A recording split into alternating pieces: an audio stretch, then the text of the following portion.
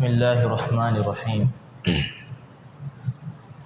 إن الحمد لله نحمده ونستعينه ونستغفره ونعوذ بالله من شرور أنفسنا ومن سيئات أعمالنا من يهده الله فلا مضل له ومن يضلل فلا هادي له وأشهد أن لا إله إلا الله وحده لا شريك له وأشهد أن محمدًا عبده ورسوله أما بعد فقال الله تعالى في القرآن الكريم أعوذ بالله من الشيطان الرجيم بسم الله الرحمن الرحيم يا أيها الذين آمنوا اتقوا الله حق تقاته فلا تموتن إلا وأنتم مسلمون وقال أيضًا يا أيها الناس اتقوا ربكم الذي خلقكم من نفس واحدة وخلق منها زوجها وبث منهما رجالا كثيرا ونساء واتقوا الله الذي تساءلون به والأرحام إن الله كان عليكم رقيبا وقال أيضا يا أيها الذين آمنوا اتقوا الله وقولوا قولا سديدا يصلح لكم أعمالكم ويغفر لكم ذنوبكم ومن يطع الله ورسوله فقد فاز فوزا عظيما فإن أصدق الحديث كتاب الله وأحسن الحديث هدي محمد صلى الله عليه وسلم وشر الأمور محدثاتها وكل محدثة بدعة وكل بدعة ضلالة وكل ضلالة في النار சர்வ புகழும் புகழ்ச்சியும் சர்வலோகத்தை படைத்து பரிபாலித்து கொண்டிருக்கக்கூடிய வல்ல ரஹ்மான் அல்லாஹுக்கே அல்ஹம்துலில்லாஹ். ஸலவாத்தும் சலாமும் எம் அருமை தூதர் ஸல்லல்லாஹு அலைஹி வஸல்லம் அன்னவர்களின் மீதும் அன்னவர்களின் வாழ்க்கை வழிமுறைகளை பின்பற்றி வாழ்ந்த உத்தம சஹாபாக்கள், தாபியூன்கள், தபஉ தாபியீன்கள் மற்றும் மறுமை நாள் வரைக்கும் அன்னாரின் வழிகாட்டல்களின் பால் நடக்கக்கூடிய நல்லவர்கள், வல்லவர்கள், நம்மவர்கள் எம் அனைவரின் மீதும் அல்லாஹ்வின் புறத்திலிருந்து சாந்தியும் சமாதானமும் கருணையும் என்றென்றும் சாரட்டும் சேரட்டும் என்று ஆரம்பமாக இறைவனை பிரார்த்தனை செய்து கொள்கின்றேன். புனிதமிகு ஜும்ஆவுடைய கடமையை நிறைவேற்றுவதற்காக வேண்டி அல்லாஹுடைய இறை இல்லத்தில் ஒன்று குழுமி இருக்கக்கூடிய இஸ்லாமிய சகோதரர்களே, எந்த நிலையிலும் அல்லாஹ்வை அஞ்சிக் கொள்ளுங்கள். இந்த மார்க்கத்தில் புதிதாக உண்டாக்கப்படுகின்ற அத்துணையும் பிதஅத்துக்கள், அந்த பிதஅத்துக்கள் அத்துணையும் வழிகேடுகள், அந்த வழிகேடுகள் அத்துணையும் நாளை மறுமை நாளில் நிச்சயமாக எங்களை நரகத்திற்கு கொண்டு சேர்க்கும் என்ற நபிகளாரின் ஒவ்வொரு உபதேசத்தின் துவக்கத்தில் கூறப்படுகின்ற உபதேசத்தை இந்த தருணத்தில் உங்களுடைய சிந்தனையிலும் உள்ளத்திலும் நினைவுறுத்தியவனாக எனதுரையை ஆரம்பம் செய்கின்றேன்.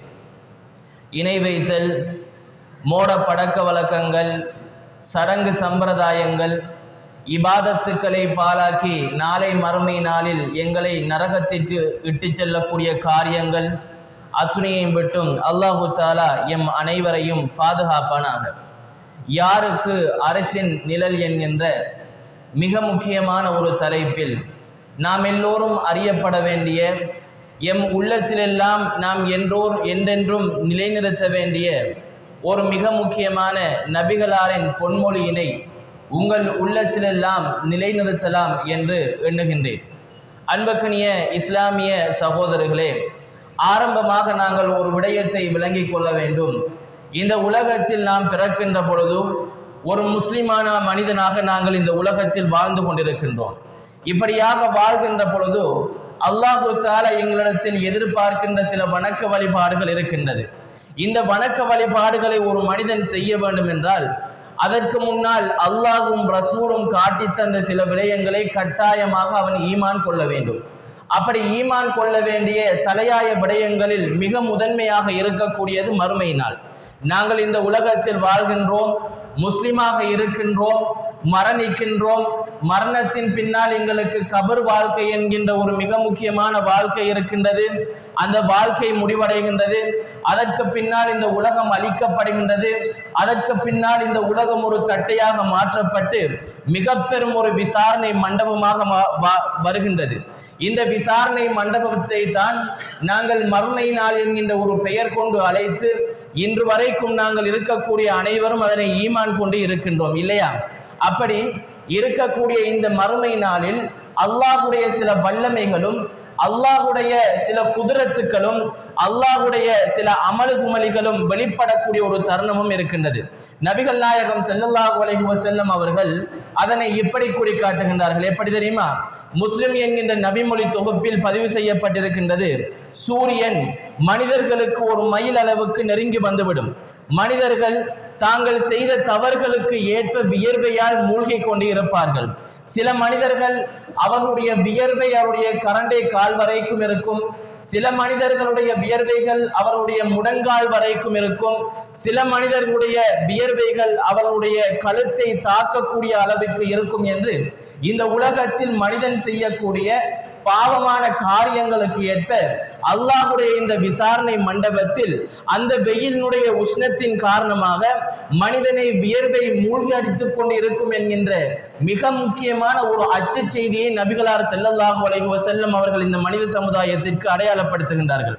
அதனைத் தொடர்ந்து நபி அவர்கள் கூறுகின்றார்கள், இந்த உலகத்தில் மனிதன் தன் வாழ்நாளில் எப்படி கழித்தான், தன் கற்ற அறிவை கொண்டு என்ன செய்தான், தான் எப்படி சம்பாதித்தான், தான் உடலை கொண்டு என்ன என்ன விடயங்களை செய்தான் என்கின்ற மிக முக்கியமான 4 கேள்விகள் அவனிடத்தில் விசாரிக்கப்படாமல் அவனுடைய கால்கள் அந்த இடத்தை விட்டு நகராது என்கின்ற மிக முக்கியமான ஒரு செய்தியையும் நபிகளார் ஸல்லல்லாஹு அலைஹி வஸல்லம் அவர்கள் அடையாளப்படுத்துகின்றனர். இப்படி பல அமளிகுமலிகளும் பல அழிச்சாட்டியங்களும் பல இன்னல்களும் இடர்களும் ஏற்படுகின்ற அந்த மறுமை நாளில் எல்லோரும் தங்களுக்கு என்ன நடக்குமோ என்கின்ற ஒரு அச்சத்தில் இருக்கின்ற பொழுது 7 கூட்டத்தார் அந்த இடத்தில் சந்தோஷமாக இருப்பார்கள். அந்த 7 கூட்டத்தாரும் அச்சப்பட மாட்டார்கள். அந்த 7 கூட்டத்தாரும் கவலைப்பட மாட்டார்கள். அந்த 7 கூட்டத்தாரையும் வியர்வை மூழ்கடிக்காது சந்தோஷமான முறையில் அந்த மஹ்ஷருடைய மைதானத்தில் இருப்பார்கள். யார் தெரியுமா? அந்த 7 கூட்டத்தாருக்கும் அல்லாஹு தஆலா அவர்கள் இந்த உலகத்தில் செய்த கூலிகளுக்கு ஏற்ப அல்லாஹு தஆலா அவருடைய அரசினுடைய நிழலை வழங்கி கொண்டு இருப்பானாம். அந்த 7 கூட்டத்தார் யார்? அவருடைய தன்மைகள் என்ன? அந்த தன்மைகள் இந்த உலகத்தில் வாழக்கூடிய முஸ்லிம்களாகிய எங்களிடத்தில் இருக்கின்றதா? அந்த தன்மைகளை அடைந்து கொள்ள வேண்டும் என்றால் என்ன என்ன நாங்கள் இந்த உலகத்தில் செய்ய வேண்டும் என்கின்ற மிக முக்கியமான அம்சங்கள் எல்லாம் எனதுரையின் பின்துவக்கத்தில் நீங்கள் அறிந்து கொள்வீர்கள். நபிகள் நாயகம் ஸல்லல்லாஹு அலைஹி வஸல்லம் அவர்கள் அறிவிக்கக்கூடிய ஒரு செய்தி புகாரி என்கின்ற நபிமொழி தொகுப்பில் பதிவு செய்யப்படுகின்றது. நபிகளார் ஸல்லல்லாஹு அலைஹி வஸல்லம் அவர்கள் கூறுகின்றார்கள், சபஅத்துன் யுதில்லுஹுமுல்லாஹு ஃபீ தில்லிஹி யௌம லா தில்ல இல்லா தில்லுஹு. நாளை மறுமை நாளில் எந்த ஒரு நிழலும் இருக்காத தருணத்தில், எல்லோரும் மங்கலாய்த்துக் கொண்டிருக்கின்ற அந்த தருணத்தில் அல்லாஹ்வுடைய நிழல் 7 கூட்டத்தாருக்கு கிடைக்கும் என்கின்ற ஒரு சுப செய்தியை நபிகளார் ஆரம்பத்தில் கூறிவிட்டு தொடர்ந்தும் அந்த 7 கூட்டத்தார் யார் யார் என்பதை நபிகளார் ஸல்லல்லாஹு அலைஹி வஸல்லம் அவர்கள் பட்டியல் படுத்துகின்றார்கள். முதலாவது தன்மை, முதலாவது நிழல் கிடைக்கக்கூடிய மனிதர்கள் கூட்டத்தார் யார் தெரியுமா? அவர்கள் நபி அவர்கள் கூறுகின்றார்கள், இமாமுன் ஆதிலுன். இந்த உலகத்தில் வாழ்கின்ற பொழுது தனக்கு பொறுப்புகள் கொடுக்கப்படுகின்ற பொழுது அந்த பொறுப்பில் நீதமாக நடந்த அரசன் என்கின்ற ஒரு செய்தியை நபிகளார் முதலாவதாக அடையாளப்படுத்துகின்றார்கள். இரண்டாவது அடையாளப்படுத்துகின்றார்கள், வஷாபுன் நஷஅ ஃபீ இபாதத்தில்லாஹ். இந்த உலகத்தில் அல்லாஹ்வால் வழங்கப்பட்ட இந்த வாலிப பருவத்தை அல்லாஹ்வுடைய இபாதத்துக்களில் கழித்த வாலிபன், அவனுக்கு நாளை மறுமை நாள் நிழலுண்டு என்று நபிகளார் ஸல்லல்லாஹு அலைஹி வஸல்லம் அவர்கள் கூறுகின்றார்கள். மூன்றாவதாக கூறுகின்றார்கள், வரஜுலுன் கல்புஹு முஅல்லகுன் பில் மசாஜித். மனிதன் அவனுடைய உள்ளம் பள்ளி வாயலுடன் இணைந்திருக்கும். அப்படியான உள்ளத்தை கொண்ட மனிதனுக்கும் நாளை மறுமை நாளில் அல்லாஹ்வுடைய அரசின் நிழல் இருக்கின்றது என்று கூறுகின்றார்கள். நான்காவதாக கூறுகின்றார்கள், ரஜுலானி தஹப்பா ஃபில்லாஹி இஜ்தமஆ வ தஃபர்ரகா அலைஹி. அல்லாஹ்வுக்காக இருவர் நேசித்திருப்பார்கள். அப்படியாக நேசம் கொண்ட நபர்களும் அல்லாஹ்வுக்காக கோபம் கொண்டு அல்லாஹ்வுக்காக பிரிந்த 2 நபர்களும் அவர்களுக்கும் நாளை மறுமை நாளில் அல்லாஹ்வுடைய அரசினுடைய நிழல் இருக்கின்றது என்று நபிகளார் ஸல்லல்லாஹு அலைஹி வஸல்லம் அவர்கள் அடையாளப்படுத்தக்கூடிய செய்தியை பார்க்கலாம். ஐந்தாவதாக நபி அவர்கள் கூறுகின்றார்கள், வரஜுலுன் தஅத்ஹு இம்ராஅத்துன் ذات மன்சபின் வஜமாலின் ஃபகால இன்னி அகாஃபுல்லாஹ். அழகான கோத்திரத்தில் சிறந்த வசதி வாய்ப்புகள் இருக்கக்கூடிய ஒரு பெண் தன்னை விபச்சாரத்துக்கு அழைக்கின்ற பொழுது, நீ என்னை அழைத்தாலும் பரவாயில்லை, என்னை அல்லாஹு தஆலா பார்த்து கொண்டிருக்கின்றான் என்று அல்லாஹுடைய அச்சத்தால் அந்த விபச்சார தருணத்தை விட்டு விட்டறிந்த அந்த மனிதனுக்கும் நாளை மறுமை நாளில் அல்லாஹுடைய நிழல் இருக்கின்றது என்று நபிகளார் ஸல்லல்லாஹு அலைஹி வஸல்லம் அவர்கள் அடையாளப்படுத்துகின்றார்கள். ஆறாவதாக கூறுகின்றார்கள், வரஜுலுன் تصدق بصدقة فأخواها حتى لا تعلم شماله ما تنفق يمينه. இந்த உலகத்தில் தான் சதக்கா கொடுக்கின்ற பொழுது தன்னுடைய வலக்கரம் கொடுக்கும் சதக்கா இடக்கரத்திற்கு தெரியாத முறையில் இரகசியமாக இந்த உலகத்தில் யார் யாரெல்லாம் சதக்கா கொடுத்தார்களோ அந்த மனிதர்களுக்கும் நாளை மறுமை நாளில் அல்லாஹுடைய அரசின் நிழல் இருக்கின்றது என்று நபிகளார் ஸல்லல்லாஹு அலைஹி வஸல்லம் அவர்கள் அடையாளப்படுத்திவிட்டு ஏழாவதாக ஒரு கூட்டத்தை அறிமுகப்படுத்துகின்றார்கள். சொல்லுகின்றார்கள், வரஜுலுன் ذكرallahu خاليا. அல்லாஹ்வுடைய அச்சத்தால் அல்லாஹ்வுடைய பயத்தால் தனிமையில் யாரும் இல்லாத நேரத்தில் அல்லாஹ்வை எண்ணி, அல்லாஹ்வுடைய அருட்கொடைகளை எண்ணி, அல்லாஹ்வுடைய நியமத்துக்களை எண்ணி இந்த உலகத்தில் யார் யாரெல்லாம் தனிமையில் கண்ணீர் சிந்தினார்களோ அந்த மனிதர்களுக்கும் அல்லாஹ்வுடைய நிழல் நாளை மறுமை நாள் இருக்கின்றது என்று நபிகளார் ஸல்லல்லாஹு அலைஹி வஸல்லம் அவர்கள் அடையாளப்படுத்தக்கூடிய மிக முக்கியமான ஒரு நபிமொழியை நாங்கள் பார்க்கலாம். அன்பிற்கினிய இஸ்லாமிய சகோதரர்களே, அந்த வகையில் முதலாமவராக இருக்கக்கூடியவர் இமாமுன் ஆதிலுன்.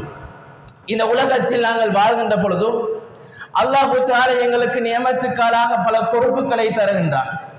அந்த பொறுப்புகளை அல்லாஹ் தஆலா எங்களிடத்தில் தந்துவிட்டு ஒரு சோதனையாக கூட நாங்கள் எண்ணலாம். நாங்கள் நீதியாக நடக்கின்றோமா, நியாயமாக நடக்கின்றோமா, நபி அவர்கள் காட்டி தந்த வழிமுறையில் நடக்கின்றோமா என்கின்ற விடயத்தை எல்லாம் அல்லாஹ் தஆலா சோதனை செய்யக்கூடியவனாக இருக்கின்றான். இப்படி பொறுப்புகள் தருகின்ற பொழுது, அந்த பொறுப்புகளை நாங்கள் பொறுப்பெடுக்கின்ற பொழுது அந்த விடயத்தில் நாங்கள் நீதமாக நடக்கவில்லை என்றால் நிச்சயமாக நாளை மறுமை நாளில் அல்லாஹ்விடத்தில் எங்களுக்கு தெளிவான விசாரணை உண்டு என்பதை உள்ளத்தில் முதலாவதாக நிலைநிறுத்திக் கொள்ள வேண்டும். அல்லாஹ் தஆலா குர்ஆனில் கூறுகின்ற பொழுது 7வது அத்தியாயம் 29வது வசனத்தில் கூறுகின்றான், குல் அமர ரப்பி பில் கிஸ்தி. என் இறைவன் நீதத்தை கொண்டு எனக்கு ஏவியுள்ளான் என்கின்ற விடயத்தை நபியே நீ மனிதர்களுக்கு கூறுங்கள் என்று அல்லாஹ் தஆலா இந்த நீதம் தொடர்பாக கூறுகின்றான். இன்னும் சில வசனங்களில் அல்லாஹ் தஆலா தெளிவுபடுத்துகின்ற பொழுது 60வது அத்தியாயம் 8வது வசனத்தில் அல்லாஹ் தஆலா கூறுகின்றான், இன்னல்லாஹ யுஹிப்புல் முக்ஸிதீன். இந்த உலகத்தில் யார் யாரெல்லாம் நீதமாக நடக்கின்றார்களோ, இந்த உலகத்தில் யார் யாரெல்லாம் நீதம் செலுத்துகின்றார்களோ, இந்த உலகத்தில் அநியாயம் செய்யாமல் ஓர நீதி பார்க்காமல் மனிதர்களுக்கு நீதத்தை சரியான முறையில் நீதமாக வழங்குகின்றார்களோ அந்த மனிதர்களை அல்லாஹ் தஆலா நான் விரும்புகின்றேன் என்கின்ற மிக முக்கியமான ஒரு செய்தியை அல்லாஹ் தஆலா குர்ஆனில் அடையாளப்படுத்துவதை நாங்கள் பார்க்கலாம். அன்புக்கினிய இஸ்லாமிய சகோதரர்களே, இன்றைய சமுதாயத்தில் நீதித்துறை என்பது மிகப்பெரிய மக்களுக்குரிய ஒரு அவநம்பிக்கைக்குரிய ஒரு இடமாக மாறிவிட்டது. ஏனென்றால் முஸ்லிமாக பொறுப்பேற்கக்கூடிய முஸ்லிம் சகோதரர்களும் இன்று சரியான முறையில் மக்களுக்கு நீதியை வழங்காத ஒரு நிலைப்பாட்டை இன்றைய சமுதாயத்தில் பார்க்கின்றோம். எப்படி நீதி வழங்குகின்றார்கள்? பாமரருக்கு ஒரு சட்டம், படித்தவர்களுக்கு ஒரு சட்டம், ஜனாதிபதிக்கு ஒரு சட்டம், குடிமக்களுக்கு ஒரு சட்டம், ஏழை எளியவர்களுக்கு ஒரு சட்டம், வசதி வாய்ப்புகள் படைத்தவர்களுக்கு ஒரு சட்டம், உயர்ந்த ஜாதியில் இருக்கக்கூடிய உயர்ந்த குடும்பத்தை சேர்ந்தவர்களுக்கு ஒரு சட்டம், சமுதாயத்தால் தட்டி கழிக்கப்படுகின்ற குடும்பத்தினருக்கு ஒரு சட்டம் என்று இந்த உலகத்தில் சட்டத்தை என்ன செய்கின்றார்கள் என்றால் நீதத்தை அவர்களுக்கு ஏற்றாப்போல் பகிர்ந்தளித்து ஒவ்வொரு மனிதர்களுக்கும் வழங்கக்கூடிய ஒரு துப்பாக்கிய நிலையை நாங்கள் பார்க்கின்றோம். அன்புக்கினிய இஸ்லாமிய சகோதரர்களே, இப்படியான நிலைப்பாட்டில் இருக்கக்கூடிய மனிதர்கள் எல்லாம் ஒன்றே ஒரு விடயத்தை உள்ளத்தில் நினைவில் கொள்ள வேண்டும். இந்த நிலையில் நான் மரணித்தால், இப்படி ஓர நீதி வழங்குகின்ற பொழுது என்னுடைய உயிரை அல்லாஹ் தஆலா கைப்பற்றி விட்டால் நாளை மறுமை நாளில் இந்த நீதி தொடர்பாக எனக்கு மிகப்பெரிய ஒரு விசாரணை இருக்கின்றது. அந்த மஹ்ஷருடைய மைதானத்தில் எனக்கு அந்த நிழல் கிடைக்காது. அந்த மஹ்ஷருடைய மைதானத்தில் எல்லா மனிதர்களும் அங்கலாய்த்து திரிகின்ற நேரத்தில் நானும் அங்கலாய்த்து தெரியக்கூடிய ஒரு நிலைப்பாடு ஏற்பட்டுவிடும். எனவே இந்த உலகத்தில் நான் வழங்கக்கூடிய நீதியையும் நியாயத்தன்மையையும் முஸ்லிம்களுக்கு மத்தியில் சரியாக வழங்க வேண்டும். அன்புக்கினிய இஸ்லாமிய சகோதரர்களே, இன்று எம் சமுதாயத்தில் நாங்கள் வழங்கக்கூடிய நீதி இருக்கின்றதே, அந்த நீதி ஒரு மனிதன் நீதமாக முஸ்லிம் சமுதாயத்தில் வழங்கிவிட்டானாம் என்றால் எங்களுடைய சமுதாயத்தில் குழப்பங்கள் ஏற்படாது, எங்களுடைய சமுதாயத்தில் அழிச்சாட்டியங்கள் ஏற்படாது, எங்களுடைய சமுதாயத்தில் அடாவடித்தனங்கள் ஏற்படாது. எங்களுடைய சமுதாயம் ஒரு சிறந்த சமுதாயமாக காட்டப்படும். எப்பொழுது என்றால், எம்முடைய நீதம் சரியாக முஸ்லிம்களுக்கு மத்தியில் நீதமாக வழங்கப்படுகின்ற பொழுது. வேறு மதத்தவர்களுக்கு நாங்கள் நீதம் வழங்க தேவையில்லை. எம் முஸ்லிம் சமுதாயத்தில் இருக்கின்ற மனிதர்களுக்கு மட்டும்தான் நான் நீதம் வழங்க வேண்டும் என்று எப்பொழுதும் ஒரு முஸ்லிம் சமூகத்தில் வாழக்கூடிய ஒரு முஃமின் எண்ணக்கூடாது. வேறு மதத்தவராக இருந்தாலும் முஸ்லிமாக இருந்தாலும் எம் நீதம் சரியாக இருக்க வேண்டும் என்கின்ற மிகப்பெரிய ஒரு எதிர்பார்ப்பை தான் அல்லாஹு தஆலா எம்மிடத்தில் எதிர்பார்க்கின்றான் என்கின்ற விடயத்தையும் நாங்கள் எங்களுடைய உள்ளத்தில் நிலைநிறுத்திக் கொள்ள வேண்டும். இப்படி இந்த நீதங்கள் எல்லாம் வழங்காமல் அலிச்சாட்டியம் செய்து கொண்டு அடாவடித்தனங்கள் செய்து கொண்டு ஓரநீதி காட்டிக்கொண்டு இந்த சமுதாயத்தில் வாழக்கூடிய பொறுப்பாளர்கள் இருக்கின்றார்களே, இந்த பொறுப்பாளர்கள் அவர்களுடைய நீதியை சரியான முறையில் அல்லாஹ் கூறிய முறையில் வழங்காவிட்டால் அவர்களுக்கு எப்படியான தண்டனை இருக்கின்றது என்கின்ற மிகப்பெரிய ஒரு செய்தியை நபிகளார் ஸல்லல்லாஹு அலைஹி வஸல்லம் அவர்கள் எமக்கு தெளிவுபடுத்துகின்றார்கள். புகாரி என்கின்ற நபிமொழி தொகுப்பில் பதிவு செய்யப்படுகின்றது, எந்த மனிதனுக்கேனும் சிலரை நிர்வகிக்கும் பொறுப்பை இறைவன் வழங்கி அவன் அவர்களுக்கு மோசடி செய்தவனாக மரணித்து விட்டான் என்றால் அவன் சுவர்க்கத்தில் நுழைய மாட்டான், அவனுக்கு நரகம்தான் வழங்கப்படும் என்கின்ற மிகப்பெரிய ஒரு உண்மையையும் மிகப்பெரிய ஒரு செய்தியையும் நபிகளார் ஸல்லல்லாஹு அலைஹி வஸல்லம் அவர்கள் எமக்கு அடையாளப்படுத்துகின்றார்கள். என்றால், இந்த உலகத்தில் ஐவேளை தொழுகையை தொழுகின்றோம், நல்ல முறையில் நோன்பு நோக்கின்றோம், வசதி வாய்ப்புகள் வருகின்ற போது ஹஜ்ஜு செய்கின்றோம், இன்னும் மார்க்கத்தில் உபரியான வணக்க வழிபாடுகள் எல்லாவற்றையும் விழுந்து செய்கின்றோம். ஆனால் எம்மிடத்தில் நீதம் என்கின்ற அந்த மிக முக்கியமான அம்சம் இல்லையாம் என்றால் அல்லாஹு தஆலா அல்லாஹ்வின் தூதர் ஸல்லல்லாஹு அலைஹி வஸல்லம் அவர்கள் கூறுகின்றார்கள், அந்த மனிதன் சுவர்க்கம் நுழைய மாட்டான், நரகத்தில் தான் நுழைவான் என்கின்ற மிகப்பெரிய ஒரு செய்தியை நபிகளார் ஸல்லல்லாஹு அலைஹி வஸல்லம் அவர்கள் கூறி காட்டுகின்றார்கள். நபி அவர்கள் எந்த அளவுக்கு நீதமாக இருந்தார்கள் தெரியுமா? 1400 வருடங்களுக்கு முன்பாக நபிகளார் ஸல்லல்லாஹு அலைஹி வஸல்லம் அவர்கள் எப்படி ஒரு மனிதன் நீதமாக வாழ வேண்டும் என்கின்ற செய்தியை கூறி காட்டுகின்றார்கள். மிக நீண்ட வரலாறு, எம் தலைப்புக்கு உட்பட்ட ஒரு செய்தியை நான் கூறுகின்றேன். தன்னுடைய மகள் பாத்திமா ரலியல்லாஹு அன்ஹா அவர்கள் இருக்கின்றார். குற்றவியல் சட்டங்களை எல்லாம் நபி அவர்கள் நிறைவேற்றுகின்ற பொழுது ஒரு கணத்தில் கூறுகின்றார்கள், என் இருதயத்தினுடைய பாதியான பாத்திமா ரலியல்லாஹு அன்ஹா அவர்கள் களவெடுத்தாலும் அவருடைய கையை நான் துண்டிப்பேன் என்று தன் மகள் குறித்து மக்களுக்கு பிரச்சாரம் செய்கின்றார்கள் நபி அவர்கள். என்னுடைய மகள் களவெடுத்தாலும் நான் ஓரநீதி பார்க்க மாட்டேன், எவர் களவெடுத்தாலும் நான் கையை வெட்டுவேன் என்று தன்னுடைய மிகப்பெரிய ஒரு நீதத்தன்மையை மனித சமுதாயத்திற்கு தெளிவுபடுத்துகின்றார்கள். என்றால், அப்படியான நபியினுடைய பாசறையில் வளர்ந்து நாங்கள், அப்படியான நபியினுடைய நபிமொழிகளை கேட்டு வளரக்கூடிய நாங்கள் எங்களுடைய பொறுப்புகளில் நீதத்தன்மையுடன் வாழாவிட்டால், எங்களுடைய பொறுப்புகளில் நாங்கள் நீதத்தை பேணாவிட்டால் எங்களுக்கு எந்த அளவுக்கு தண்டனைகள் இருக்கும் என்கின்ற மிக முக்கியமான செய்தியை நீங்கள் எல்லாம் புரிந்து கொள்ள வேண்டும். இது முதலாவது விடயம். இரண்டாவதாக நபிகள் நாயகம் ஸல்லல்லாஹு அலைஹி வஸல்லம் அவர்கள் அந்த நபிமொழியில் அடையாளப்படுத்துகின்றார்கள், வஷாபுன் நஷஅ ஃபீ இபாதத்தில்லாஹ். இந்த உலகத்தில் வாழ்கின்ற பொழுது அல்லாஹ் தஆலா எமக்கு வழங்கிய மிகப்பெரிய ஒரு அருட்கொடை வாலிப பருவம். இந்த வாலிப பருவத்தில் தான் ஒரு மனிதன் மிக ஆரோக்கியமாக இருப்பான். ஒரு மனிதன் நினைத்தால் எந்த ஒரு செயற்பாட்டையும் செய்ய முடியும் என்கின்ற எண்ணத்தில் இருப்பதெல்லாம் இந்த வாலிப பருவத்தில் தான். இந்த வாலிப பருவத்தை பற்றிய ஒரு மிகப்பெரிய விசாரணையும் எமக்கு இருக்கின்றது. நபிகள் நாயகம் ஸல்லல்லாஹு அலைஹி வஸல்லம் அவர்கள் கூறுகின்றார்கள், அந்த மஹ்ஷருடைய மைதானத்தில் அங்கலாய்த்து மனிதர்கள் இருக்கின்ற நேரத்தில் இந்த உலகத்தில் யார் தன்னுடைய உணர்ச்சிகளை கட்டுப்படுத்தி, இந்த உலகத்தில் யார் தன்னுடைய உணர்வுகளை எல்லாம் பக்குவப்படுத்தி அல்லாஹ்வுடைய பாதையில் தொழுது, அல்லாஹ்வுடைய பாதையில் குர்ஆன் ஓதி, அல்லாஹ்வுடைய பாதையில் மார்க்கத்திற்கு செய்ய வேண்டிய செயற்பாடுகளை எல்லாம் செய்து தன்னுடைய வாலிப பருவத்தை இந்த அல்லாஹ்வுக்கும் மார்க்கத்திற்கும் யார் இந்த உலகத்தில் அர்ப்பணித்து வாழ்கின்றார்களோ இந்த வாலிப கூட்டத்திற்கு நாளை மஹ்ஷருடைய மைதானத்தில் எல்லோரும் மங்களாய்த்து இருக்கின்ற தருணத்தில் நான் நிழலை வழங்குவேன் என்று அல்லாஹ் தஆலாவுடைய அந்த செயற்பாட்டை நபிகளார் ஸல்லல்லாஹு அலைஹி வஸல்லம் அவர்கள் அடையாளப்படுத்துகின்றார்கள். இன்று நாம் பார்க்கின்றோம், எம் வாலிபர்களுடைய நிலைப்பாட்டை எடுத்துக்கொண்டால் தாண்டோடித்தனமாக தன்னிஷ்ட பிரகாரம் பெற்றோர் கூறுவது அவருடைய காதுகள் எட்டுவது இல்லை, ஆலிம்கள் உபதேசம் செய்வது அவருடைய காதுகள் எட்டுவது இல்லை, பள்ளி வாயிலுக்கு வருவதற்கு அவருக்கு நேரம் இல்லை, குர்ஆன் ஓதுவதற்கு அவர்களுக்கு நேரம் இல்லை, மார்க்கத்தில் இன்ன கடமைகள் செய்ய வேண்டும் என்று கூறியிருந்தாலும் அவைகள் அனைத்தையும் புறக்கணித்துக் கொண்டு இந்த உலக விடயங்களில் வாலிபர்கள் மூழ்கி இருப்பதை நாங்கள் இன்று அதீதம் காண்கின்றோம். அன்புக்குரிய இஸ்லாமிய சகோதரர்களே, வாலிபர்களே, நீங்கள் ஒன்றை மிக முக்கியமாக உங்களுடைய கவனத்தில் கொள்ள வேண்டும். என்ன அது?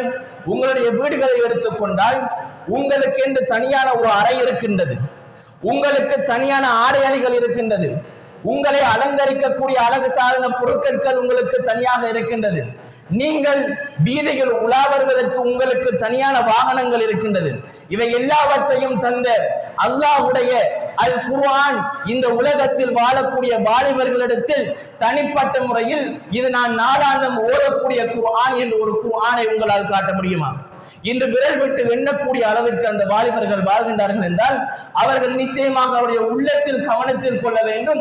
அல்லாஹ் இந்த வாலிப பருவத்தை பற்றி என்னிடத்தில் விசாரிப்பான். அல்லாஹ்வின் தூதர் ஸல்லல்லாஹு அலைஹி வஸல்லம் அவர்கள் கூறுகின்றார்கள், அல்லாஹ் தஆலா ஒரு வாலிபனை பார்த்து வியப்படுகின்றானாம். அஹ்மது எனும் நபிமொழி தொகுப்பில் 17044வது நபிமொழியாக பதிவு செய்யப்படுகின்றது.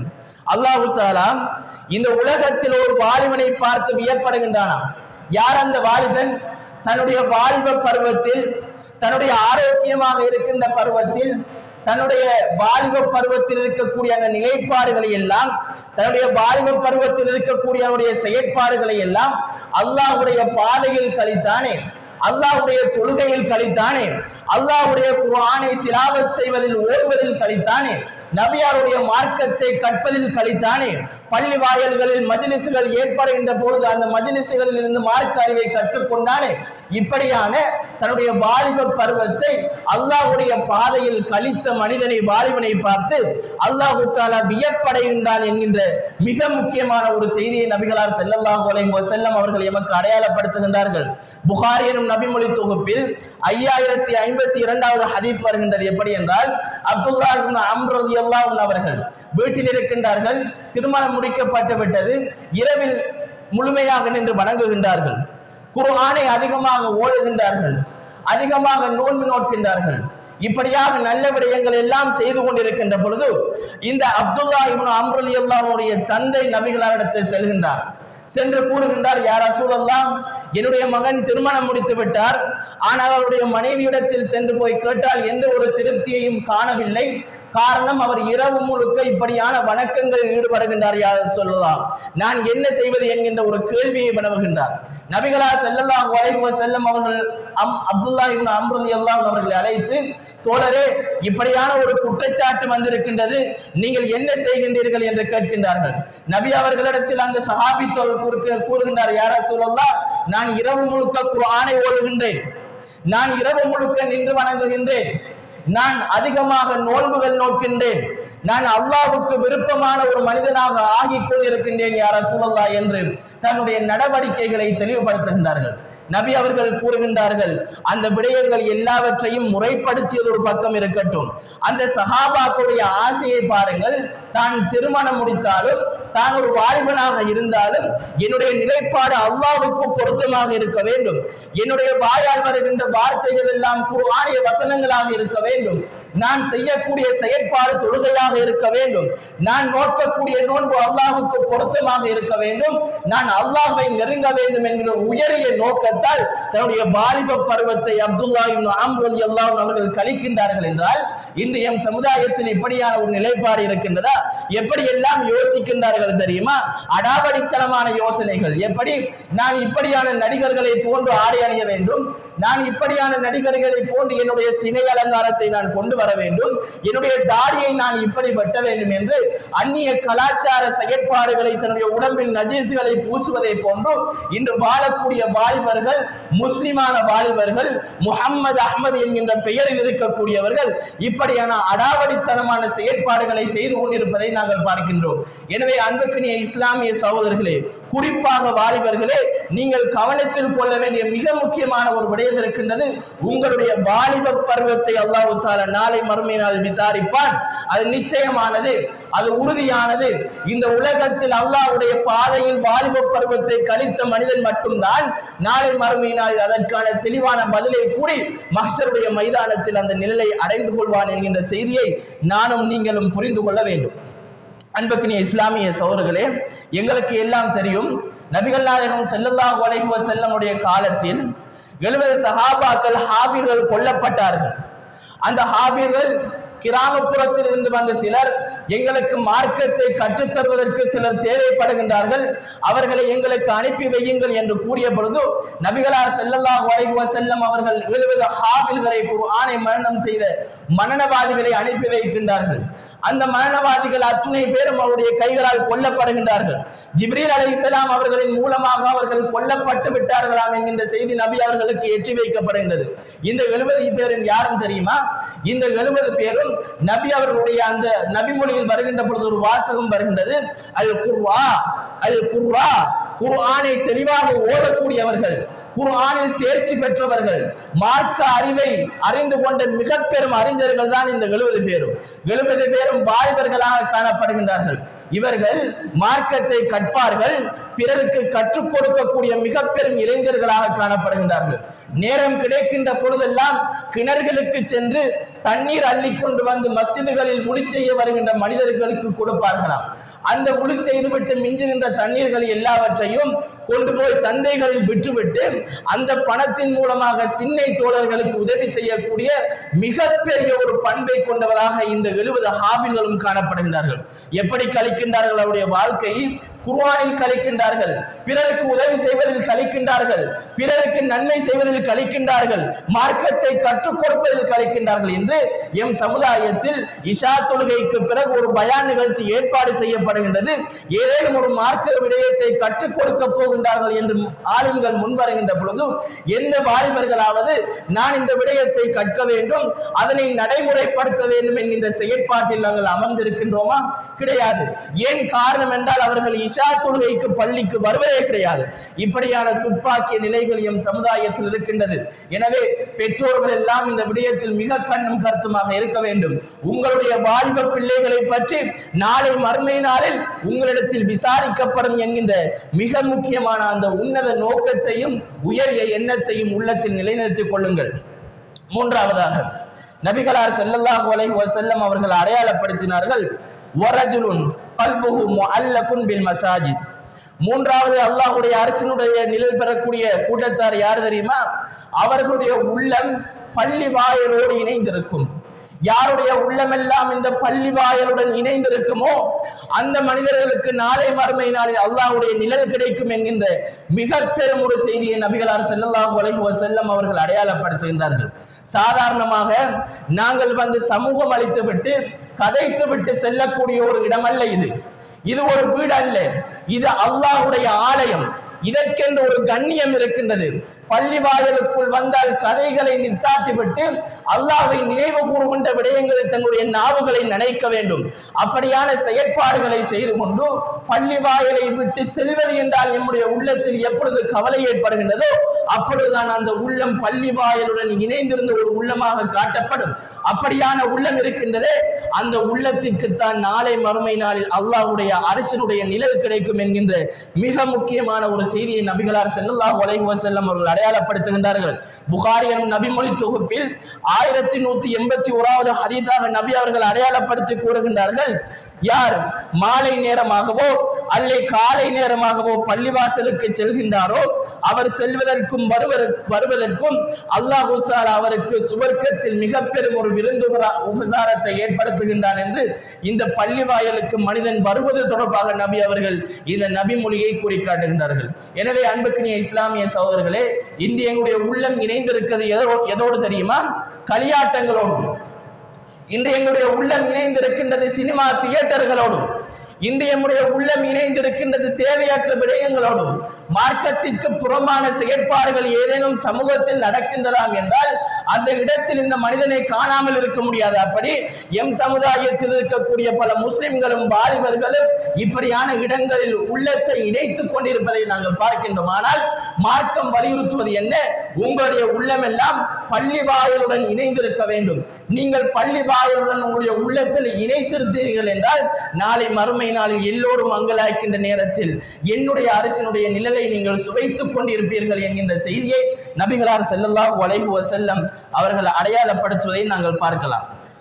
அடுத்ததாக நபி அவர்கள் அடையாளப்படுத்துகின்றார்கள் 4வது கூட்டத்தார், ரஜுலானி தஹாபா ஃபில்லாஹி இஜ்தமா, 2 நபர்கள் அல்லாஹ்வுக்காக நேசித்திருப்பார்கள். வ தஃபர்ரகா அலைஹி, அல்லாஹ்வுக்காக கோபித்து பிரிந்திருப்பார்கள். அப்படியான நபர்களுக்கு அல்லாஹ்வுடைய அரசினுடைய நிழல் கிடைக்கும் என்கின்ற செய்தியை நபிகளார் ஸல்லல்லாஹு அலைஹி வஸல்லம் அவர்கள் அடையாளப்படுத்துகின்றார்கள். இன்று எம் சமுதாயத்தில் நேசம் என்பது இன்றியமையாத ஒன்று. யார் மீது எப்பொழுது எதை கண்டு வரும் என்பது தெரியாது.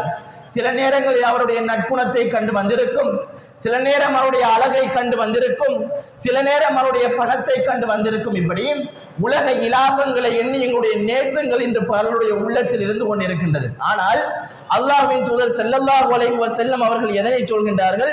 இந்த உலகத்தில் நீங்கள் நேசிப்பதாக இருந்தால் அது எனக்காக மட்டும்தான் இருக்க வேண்டும்.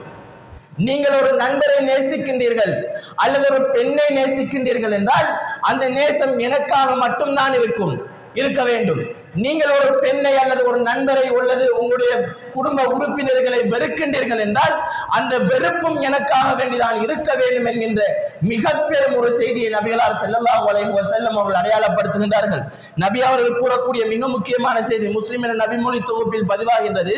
அல்லாஹு தஆலா நாளை மறுமை நாளில் எல்லோரும் நிற்கின்ற பொழுது அல்லாஹ் மறுமை நாளில் கூறுவானாம், ஐன அல் முத்தஹாப்பூன பிஜலாலி, என்னுடைய மகத்துவத்திற்காக என்னுடைய கண்ணியத்திற்காக இந்த உலகத்தில் நேசித்தவர்கள் எங்கே என்று எல்லோரையும் பார்த்து அல்லாஹு தஆலா அழைப்பானாம். அழைத்து விட்டு அவனுக்காக நேசித்த மனிதர்களை அல்லாஹு தஆலா அழைத்து அந்த தருணத்தில் நிழல் இல்லாத அந்த நேரத்தில் தன்னுடைய நிழலை அழைத்து கொடுப்பானாம். யாருக்கு?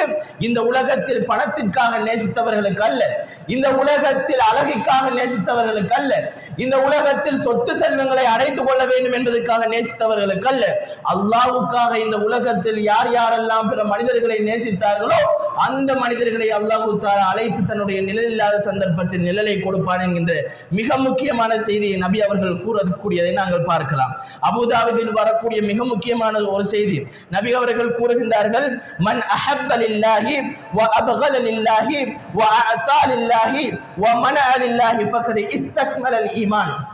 இந்த உலகத்தில் யார் ஒருவர் அல்லாஹ்வுக்காக நேசித்து, அல்லாஹ்வுக்காக கோபித்து, அல்லாஹ்வுக்காக கொடுத்து, அல்லாஹ்வுக்காக தடுத்து இந்த உலகத்தில் வாழ்கின்றாரோ அந்த மனிதனுடைய ஈமான் தான் பூரணமாகும் என்கின்ற அந்த ஈமானின் பூரணத்தன்மையை நபி அவர்கள் தெளிவுபடுத்தினார்கள். இந்த உலகத்தில் பூரணமான ஈமான் யாருக்கு வர வேண்டுமோ, இந்த உலகத்தில் என்னுடைய ஈமான் பூரணமாக வேண்டும், யாருக்கு பூரணமாக வேண்டும் என்கின்ற எண்ணம் யாருக்கு வருமோ அவர்கள் அல்லாஹ்வுக்காக நேசிக்க வேண்டும், அல்லாஹ்வுக்காக கோபிக்க வேண்டும், அல்லாஹ்வுக்காக கொடுக்க வேண்டும், அல்லாஹ்வுக்காக தடுத்து வாழ வேண்டும். அப்பொழுதுதான் ஒரு மனிதனுடைய ஈமான் பூரணமாகும் என்கின்ற மிக பெரும் ஒரு செய்தியை நபிகளார் ஸல்லல்லாஹு அலைஹி வஸல்லம் அவர்கள் அடையாளப்படுத்தியதை நாங்கள் பார்க்கலாம்.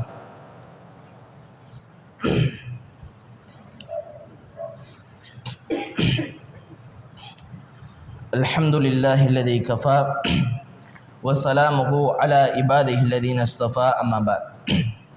அன்புக்குரிய இஸ்லாமிய சகோதரர்களே, எங்களுடைய ஆரம்ப குத்பாவில் நபிகளார் ஸல்லல்லாஹு அலைஹி வஸல்லம் அவர்கள் நாளை மறுமை நாளில் மஹ்ஷருடைய மைதானத்தில் நிழல் பெறும் கூட்டம் என்று அடையாளப்படுத்திய 5 கூட்டங்களுடைய பெயர்களையும் அவர்களுடைய தன்மைகளையும் நாங்கள் பார்த்தோம். இப்பொழுது அதே தோரணையில் நபி அவர்கள் அடையாளப்படுத்துகின்றார்கள், வரஜுலுன் தஅத்ஹு இம்ராஅத்துன் ذات منصب وجمال فقال إني أخاف الله. கோத்திரத்தில் சிறந்த மிகவும் அழகான வசதி வாய்ப்புகள் படைத்த ஒரு பெண் ஒரு மனிதனை விபச்சாரத்திற்கு அழைக்கின்ற பொழுது அந்த மனிதன் யாரையும் கணக்கெடுக்காமல் அந்த பெண்ணினுடைய அழகை உதறி தள்ளிவிட்டு அந்த பெண்ணுடைய பணத்தை உதறி தள்ளிவிட்டு நான் அல்லாஹ்வை பயப்படுகின்றேன் என்கின்ற அந்த வார்த்தையை மொழிந்து யார் யாரெல்லாம் அந்த விபச்சாரத்திலிருந்து தவிர்ந்து வாழ்கின்றாரோ இப்படியான ஒரு கூட்டத்திற்கும் நாளை மறுமை நாளில் அல்லாஹ்வுடைய அரசினுடைய நிழல் கிடைக்கும் என்கின்ற செய்தியை நபிகளார் ஸல்லல்லாஹு அலைஹி வஸல்லம் அவர்கள் அடையாளப்படுத்துகின்றார்கள். அதை தொடர்ந்து ஆறாவதாக நபி அவர்கள் அடையாளப்படுத்துகின்றார்கள், வரஜுலுன் தஸத்தக பிஸதகத்தின் ஃபஅக்ஃபாஹா ஹத்தா லா தஅலம ஷிமாலுஹு மா துன்ஃபிகு யமீனுஹு. இந்த உலகத்தில் ஒரு மனிதன் அல்லாஹு தஆலா தனக்கு வழங்கப்பட்ட சொத்து செல்வங்களை கொண்டு தர்மம் செய்கின்ற பொழுது அந்த தர்மம் வலக்கரம் கொடுப்பது இடக்கரத்திற்கு தெரியாமல் இரகசியமாக இந்த உலகத்தில் யார் யாரெல்லாம் தர்மம் செய்கின்றார்களோ அந்த மனிதர்களுக்கு நாளை மறுமையில் அல்லாஹ்வுடைய நிழல் கிடைக்கும் என்கின்ற செய்தியை நபிகளார் ஸல்லல்லாஹு அலைஹி வஸல்லம் அவர்கள் அடையாளப்படுத்துகின்றார்கள். அன்புக்குரிய இஸ்லாமிய சகோதரர்களே, ஒன்றை விளங்கிக் கொள்ள வேண்டும்.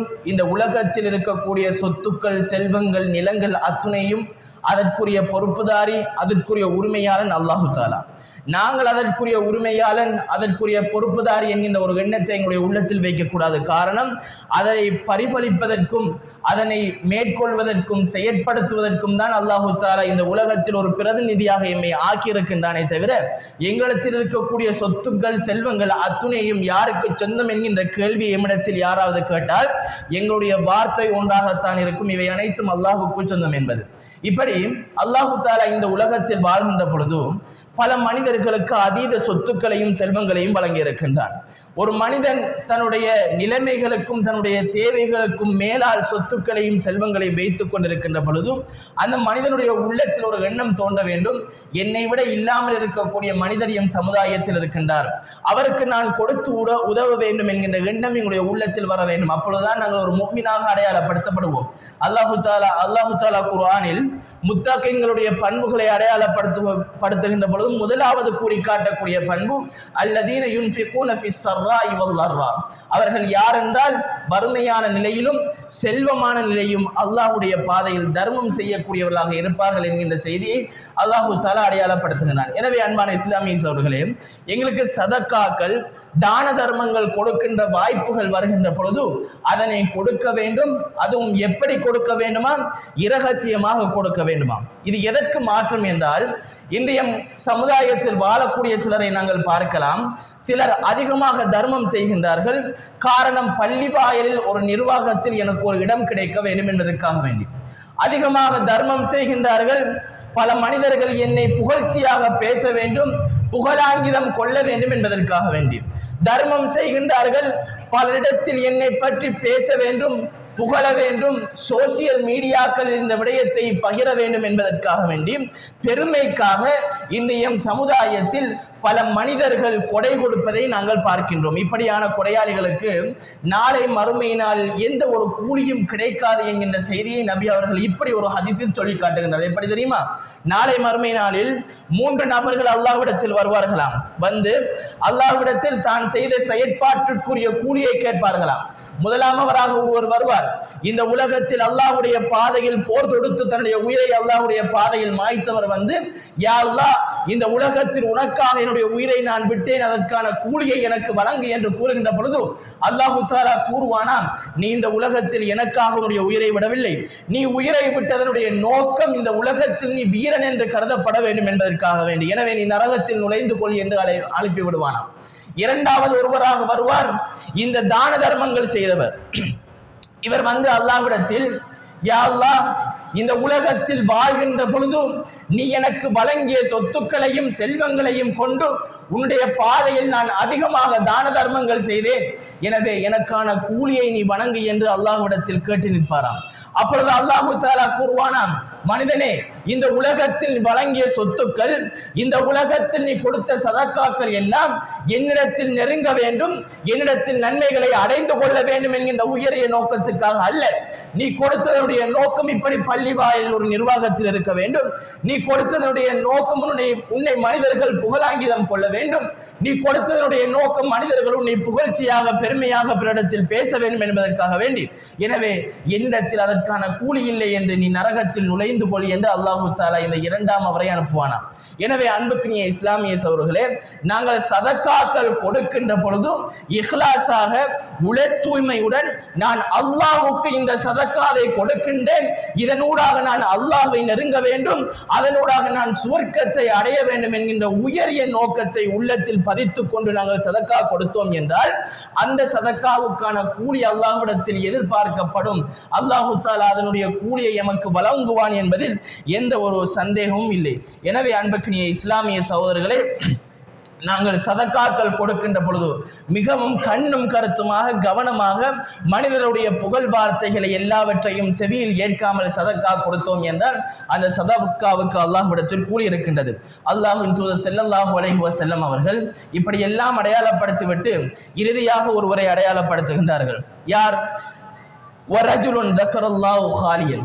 இந்த உலகத்தில் பலர் பல விடயங்களுக்காக அழுது கொண்டிருக்கின்ற பொழுது, உலக இலாபங்களுக்காக அழுது கொண்டிருக்கின்ற பொழுது, தனிமையில் அல்லாஹ்வை அஞ்சி அல்லாஹ்வை பயப்பட்டு அல்லாஹ்வுடைய அருட்கொடை எல்லாவற்றையும் தன்னுடைய உள்ளத்தில் நினைத்து உளப்பூர்வமாக இந்த உலகத்தில் தனிமையில் எந்த மனிதன் எல்லாம் அழுகின்றானோ அந்த மனிதனுக்கு நாளை மறுமை நாளில் அல்லாஹ்வுடைய நிழல் கிடைக்கும் என்கின்ற மிக பெரும் ஒரு செய்தியை நபிகளார் ஸல்லல்லாஹு அலைஹி வஸல்லம் அவர்கள் அடையாளப்படுத்துகின்றார்கள். அப்படி என்றால் நாங்கள் தனிமையில் இருக்கின்ற பொழுது அல்லாஹ் பற்றிய அச்சமும் எண்ணமும் எமக்கு வர வேண்டும்.